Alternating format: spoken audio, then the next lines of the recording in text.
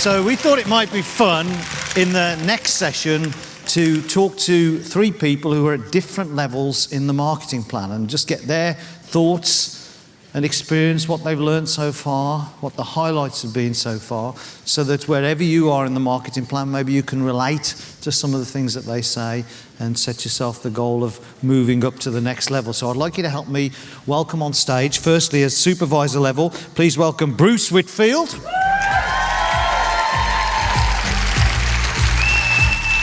Welcome to the stage, Bruce.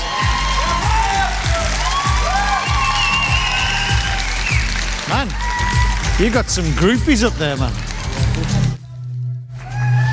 At assistant manager, please welcome Emma Sproul.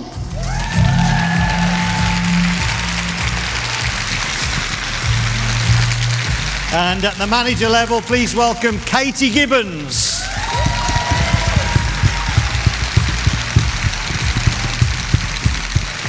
Welcome to the stage.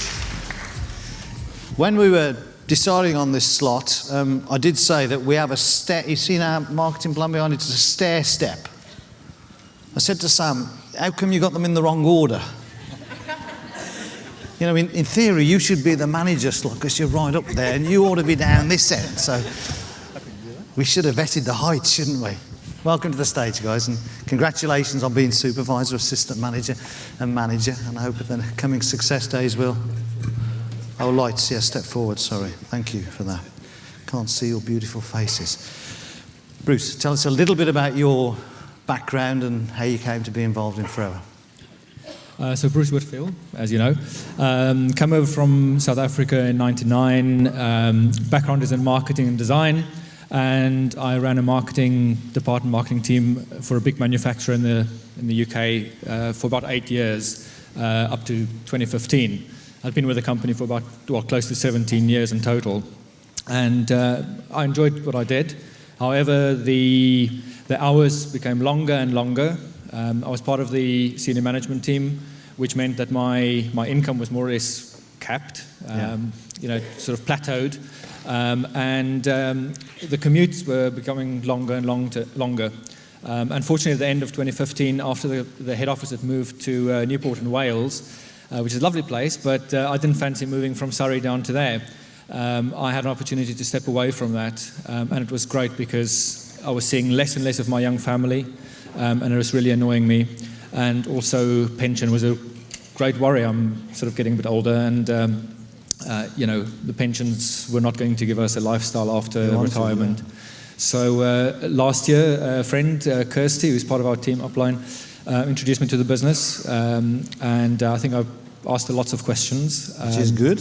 Yeah, it's brilliant. And for the small amount of money that it costs to start, after I ticked all the business requirements that I wanted, a secure, low risk, stable company, and so on, tick the boxes. I thought, why not? Let's join. And haven't looked back since. So you're just over a year, right? Just coming up to a year. Okay. Sort of middle of May would be a year. And as I'm listening to this story, of course, I'm thinking, how many tens of thousands of people like Bruce are there out there, in that corporate, I guess, rat race, I guess. But the courage that it takes to take that, leap of faith into something you haven't done before. I mean, amazing. Yeah, it's quite difficult to, when you're in that rut, especially if you're a dad, providing for a family. Yeah, you've got those overheads. Where do you go? I got to a point where I knew I needed to leave, and I was personally taking a lot of strain and becoming very static as a person, and I didn't know where to go. Change one good company for another one, and then what? So this was a really good escape route, an improved escape route. So the smart ones in the audience, of course, when you meet the person in Bruce's previous shoes, you've got a great story to relate to them and say, I know a guy who was just like you, and in a year he's changed his life. Emma, let's hear a bit about you. How did you get involved? Thanks, Bob. First of all, I'd just like to thank Debbie, who's sitting over there, for giving me this opportunity today. It's really an honour and a privilege to be up on stage. You didn't say that backstage about it. You said, why the hell did you put me out here? No, I'm joking. You didn't. So my name's Emma Sproul, and I'm a mum to 3 little girls, aged 9, 7 and 5, and they're my world. And I am a teacher. And I've been teaching for 18 years, and a couple of things happened really. I was 40, probably having a midlife crisis, and I just wasn't really enjoying the job anymore. In teaching, every child matters, and I felt that all the children that I was teaching were taking over all of my time, and my children were getting very little time from me. So I said to my husband, I think something's got to change. I was using the products for a year, so if you've got customers who've been using your products, don't ever rule them out. No one would have presumed that I would have joined this company. I was a teacher earning, quite a good salary. Why would I consider something like this? But I knew that I didn't have that work-life balance, and I needed something to change. So last April, just after watching the global rally, I was sitting there in my caravan in Wales with Kelly, my upline, and she just said, "When are you going to join?" I said, "They're really picking up that amount of money." And she said, "Yeah." I said, "I've missed the boat." I said, "I should have been doing it years ago." And she said, "No, Emma, honestly, you can do it." So I joined, and within about 2 months, I could really see the potential with the business. So I just put me all into it, and I just told everybody that I knew that I was leaving teaching. I couldn't. I wasn't in a position to leave teaching, but I was telling everybody that I was leaving teaching because I knew that once I told people that, I'd have to follow it through and I'd have to work as hard as it took. So that's what I did. I just put my head down, worked, got to supervisor in the first month of business, and then I got assistant manager after 6 months. And then my business didn't plateau, but I sort of stepped down a little bit in December because I've got 3 children, and Christmas is a really exciting time for children, as you know. And then in January, it just totally changed. There was a couple of company incentives, one by our team as well, and I just put my foot down. I went to the success day, not the success day, I went to the masterclass in January, which was fantastic. And that was it then. That was just a whole game changer for me. And literally my business has doubled in 3 months. That's brilliant. And I'm gonna hit manager this month.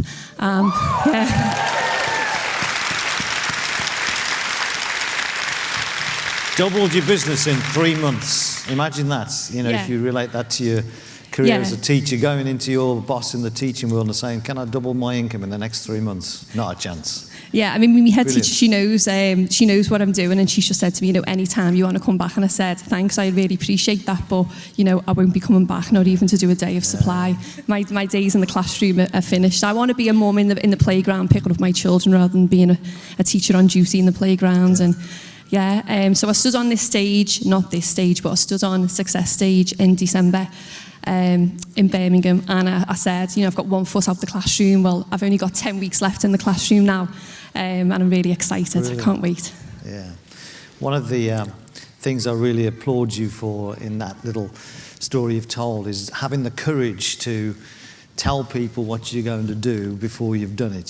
Sometimes when we put our goals and our dream lists together, we only keep them to ourselves because we know that when we commit those to others, that makes us accountable. And you made yourself accountable right from the very start there. So I'm going to quit teaching.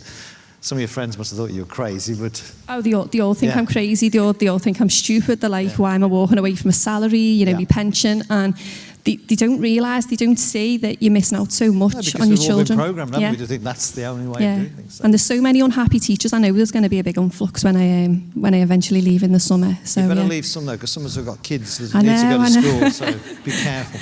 Katie, let's hear from you. Thank you. Okay, so I've been in Forever Livings for 11 months, and for me, I was working full-time in the telecommunications sector, and I went back to work after having my son, who was 9 months old at the time, and I was leaving at 6:30 in the morning, getting back at 6:30 at night. I didn't like it at all, only saw him at weekends, so I did what I thought was the best thing and just got pregnant again, and went back on maternity. So that gave me... Some of us don't have that option, don't you? I mean, you've just alienated all the guys in the audience. You can't get out on that one. The day I went back was the day, actually, that I officially went back, because I staggered my return. So my official proper day back was when I found out I was pregnant. So I was like, yes. And so on my second maternity leave, that gave me time to think about what I wanted to do. But as a lot of you will know, it's really difficult to match a good income with around your children. Really difficult. So I retrained to be a night nanny. So I was looking after newborn babies during the night, night and my 2 little ones in the day, which I thought was brilliant because I was with them, which is what I wanted, and I wasn't paying childcare, but I was shattered. So at that point, I was introduced to Forever Living, so I got started. Within 3 months, I matched my night nanny salary based on retail and gave that up. And then on 6 months in, I hit supervisor, and then from supervisor to manager, where I am now in 4 months. So it took 10 months to get to manager, and already it's definitely changed our family life because I'm now earning what I did in my corporate career, but around my children's schedule and around my family time. And imagine again how many people. Great story. How many other young moms are there out there, you know, in that same position of, you know, wanting to see more of their kids, but having to provide as well, and are completely unaware that we exist. So I have some questions for you three. It doesn't really matter who answers what, but I know that very many of the people joining us will perhaps wondering how you handle the rejection that you sometimes face in our business. You know, you probably had a warm list of friends and family and people who you thought would maybe enthusiastically jump on board, and maybe some of them didn't. Have you any tips? Yeah, whoever, yeah. Okay, well, my husband actually, right at the beginning, thought I was absolutely nuts, and I actually lied about the box money. And then I told him, as the business grew, I then told him it was 100, and then in the end I obviously came clean. I don't normally lie to him, by the way. It was just that I really saw the potential, and he didn't, because he wanted to protect me and thought I was, you know, already working loads with night nannying and the kids. He was like, you know, but anyway, so I had it every day. He was wondering what I was putting my time into, and I think that, like, you just need to be focused on your why and your dream and keep going, and then actually the negatives don't matter, because people then realise that they come round, they see you doing well, and it's a really good feeling then. Yeah.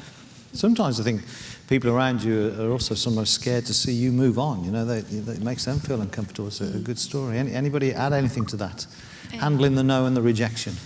I think, you know, you've got to have a bit of a thick skin, and you have to develop that quite quickly. I speak to lots of people every day. 24 people actually I speak to every day about the business opportunity, because 24? 24. Every day? Monday to Thursday, because it has to average out for 12 over the month. That's amazing. So I work Monday to Thursday on my Forever business, and then I teach on a Friday, and then the weekend is my family time. So, you know, if you want to speak to 5 people a day, I always say to my team, if it's easy for you to do it all in one day, then do it all in one day. If you want to contact 45 people a day and then it's done, it's done. But I speak to so many people about the opportunity, and I get lots and lots and lots of no's. And you've got to find those no's, because you don't want somebody in your business whose heart isn't in it. You need to find people who find that connection with you. But yeah, I get loads of no's, but it doesn't put me off. It inspires me, it spurs me on to go and contact the next 24 or however many it takes to get somebody to join our team. And I've got a fantastic team. Katie's got a fantastic team. Sure, Bruce has as well. There is that really good book, isn't there? Go for No. Yeah, you've got to. It's the only way you're going to find the people who are really genuinely committed to it. Yeah, perfect. Yeah. So has there been any light bulb moments for you guys, or anything you've noticed that you've changed in any way since you've been involved in Forever?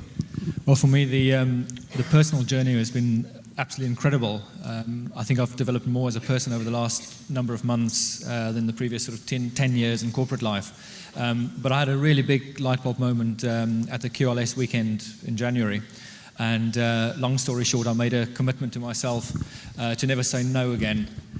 Obviously, you know, some things you have to say no, but for opportunities, never to say no, which is one of the reasons why I said yes to being on stage here. Brilliant. And it's made a big difference. Good. Well, you know, it takes a lot of courage to speak in public, whether that be to 1,000 people or half a dozen people, and having that courage to step outside your comfort zone. I often, at the end of every week, I ask myself, how often this week have I felt uncomfortable? And if the answer is I haven't felt uncomfortable, I conclude from that I haven't really pushed myself out of my comfort zone. So well done for volunteering for today. What was the question? What was the question? Any significant light bulb moment, or maybe some things you've seen change in yourself as a result of your experience in building your own business?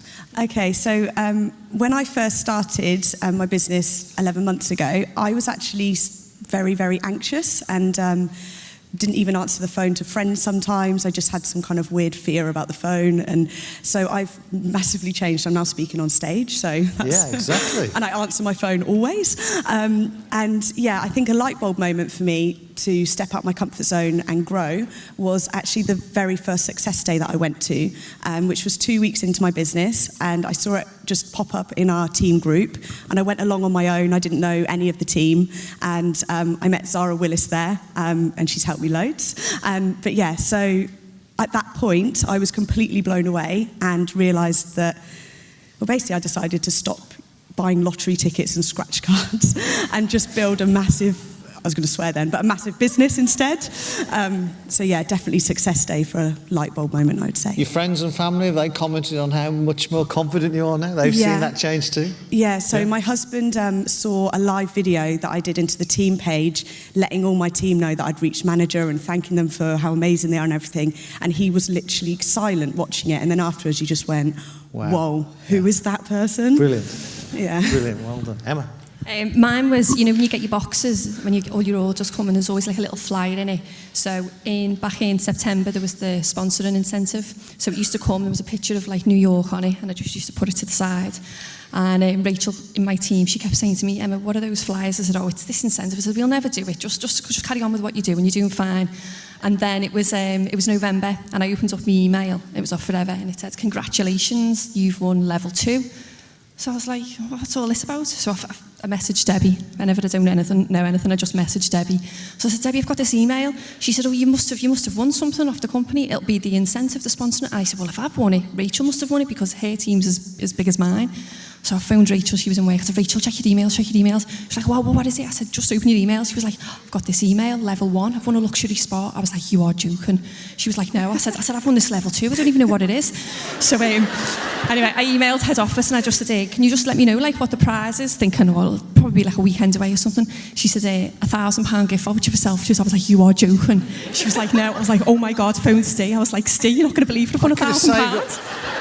I could have saved all that money. You didn't even know you'd won. I was absolutely made up. I couldn't believe it. And for me, that was when I thought, do you know what? I didn't even know what I'd done to get this. Yeah. And then that was just like a little, I was on this like momentum thing then. And I remember I watched a training by Emma Cooper. If Emma Cooper was up there, hello.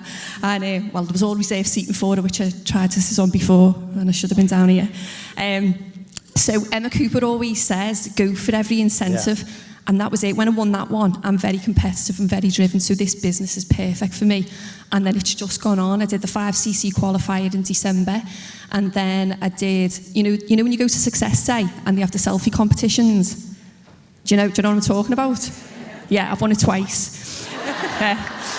So you need to start thinking about what you're going to do, because I've got my one for June ready. So you know, this is what you're up against. You're up against me and my team.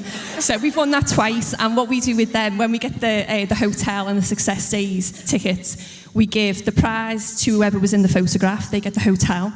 And then the tickets go to somebody else in our team. So we're bringing more of our team down, because we know that once we get our team there, that's it. You've got them then. So yeah, we've won that twice. And then I've just won. This is the best one, isn't it? Lanzarote. I've just won a trip to Lanzarote. Get me on that plane. Yeah. Yeah.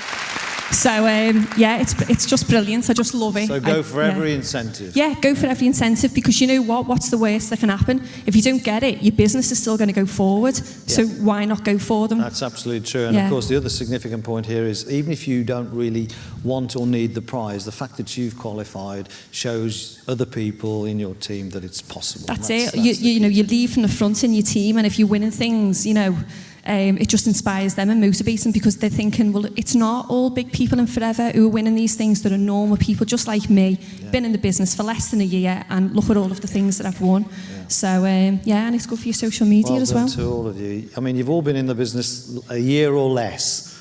And from your stories, you know, the development and growth you've had has had a massive impact on you and your families. And you're really just starting. You know, imagine what it's going to be like in 5, 10, 15 years' time.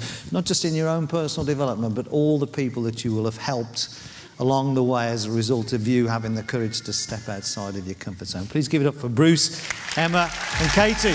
Thank you, guys.